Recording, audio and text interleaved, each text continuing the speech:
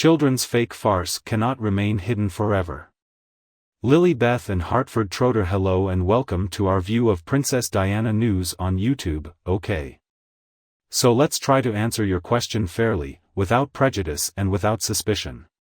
Do I really think Lily, Diana and Hartford are the same person?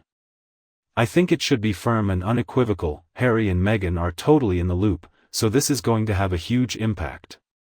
I find it funny that they didn't bother to post a photo of Lily's bed until 2021, when people started wondering if she even existed.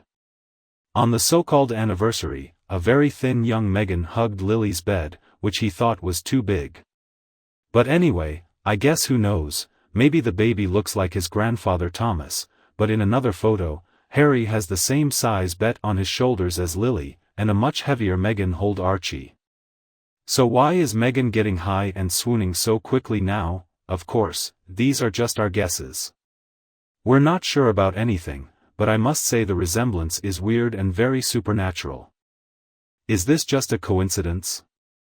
I mean, no one really knows, but when a baby is hidden from everyone, it makes people very suspicious and skeptical, and it's that disguise that sparks all the intrigue.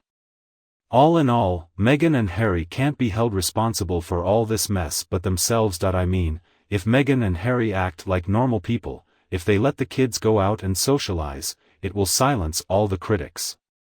And if they only let others see their children, no one will doubt whether they are real or not. It does.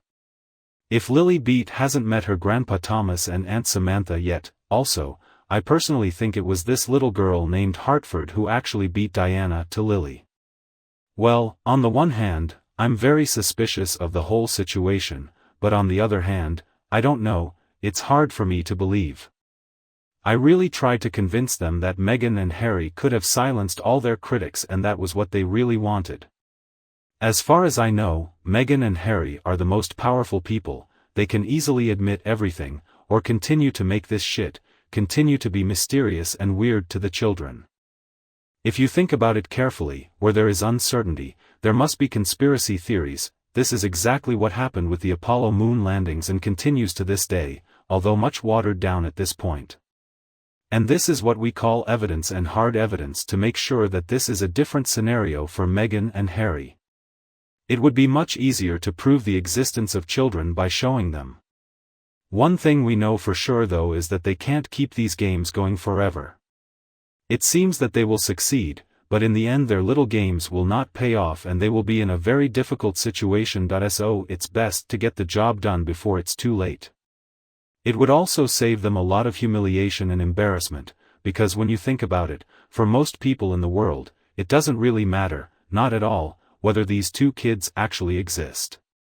From my personal point of view, most people in the world don't care. They just don't excite me like baby whales do. I mean, maybe geography plays a role here because of the fact that William and Catherine live in England, Meghan and Harry chose to raise their children thousands of miles away in California. Either way, in the future, they will lose more and more importance, as George, Charlotte and Louis will grow old and have children of their own in the years to come. This way Archie and Lilibet will get deeper and deeper. Like I said, it doesn't matter if they exist or not. I don't really care because neither Archie nor Lily interest me enough that I find them both attractive. I'm trying to be polite here, but what I'm trying to say is that I don't care. I find them extremely boring, they never surprise or excite me, they are just normal, they are a lot of fun, not like equally boring parents who are extremely tiring. Since Meghan Markle has been very quiet for the past few months, something is going on behind the scenes. I don't know what it is, of course, but I'm almost interested in how she tries to convince everyone. So if we're to believe the latest PR news that Meghan is set for a relaunch, albeit unfortunately elsewhere on Instagram, let's take a look at what's happened so far. There is no news, no photos, but there are already 100,000 followers who will be among the first to receive Meghan's first word. A strong and absurd speech, making us think about her first game. They were a couple who loved each other very much. It was the greatest love match of the 21st century. It surpassed the great romances of the ages and the epic romances of folklore and legend.